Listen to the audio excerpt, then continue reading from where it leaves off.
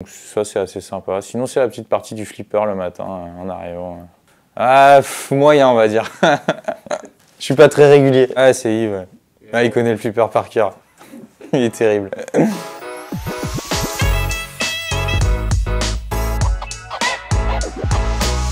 Florian Laféac et je suis responsable composite dans le team actuel.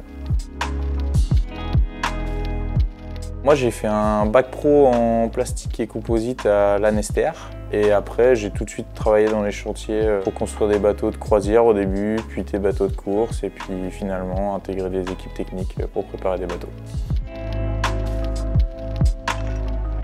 C'était la dimension ultime et puis aussi le fait d'être dans le Morbihan, la Trinité, tout ça c'est un coin que j'aime bien. Donc je trouvais l'ensemble pas mal. Moi, une mission au sein du team, c'est de préparer le bateau, de réparer le bateau quand il y a des choses structurelles ou d'accastillage, enfin tout ce qui concerne le composite qui casse ou qui craque ou qui fatigue. Et puis sinon, on essaye d'avoir l'accent sur la fiabilisation pour être sûr de maximiser notre chance d'avoir un bateau à 100% du potentiel à l'arrivée des courses. Ça, c'est vraiment ce qu'on essaye de faire. Puis sinon, pas mal d'ergonomie, de petites modifications.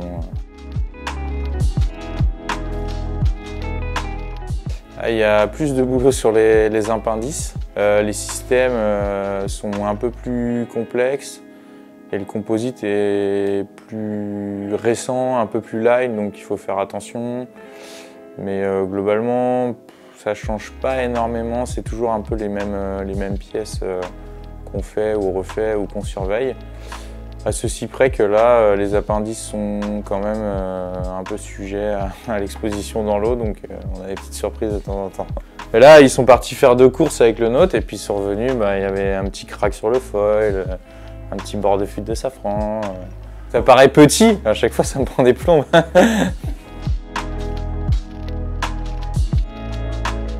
Moi je fais pas mal de planche à voile, c'est un peu ma passion depuis que j'ai l'âge de 11 ans.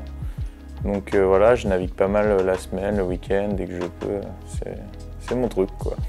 Ouais, j'ai fait un peu de compète par-ci par-là, un peu de longue distance en slalom, puis là, peut-être un peu de foil dans les années à venir, on verra. Moi j'aurais dit les Côtes d'Armor, mais parce que je suis un peu chauvin, la côte de Granit Rose quoi. Mais non, sinon ici c'est vraiment pas mal, il y a des belles statistiques de vent, notamment l'été là où on peut naviguer quasiment tous les soirs. Le plan d'eau est ouvert, on peut faire des grands bords, il y a le côté baie un peu plat, côté océan l'hiver pour faire de la vague. Donc ici c'est pas mal quand même.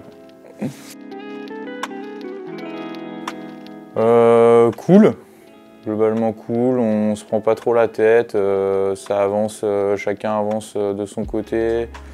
Facilement, avec une belle cohabitation entre tous les pôles techniques. Il y a pas mal d'échanges en fait au final entre les différentes expériences de chacun dans chacun des domaines. Donc ça facilite pas mal la résolution des problèmes ou l'anticipation. Ça c'est assez cool. Le tour du monde en solitaire en 2023, ça serait pas mal. Un beau challenge. Pour finir sa carrière, c'est bien, non ?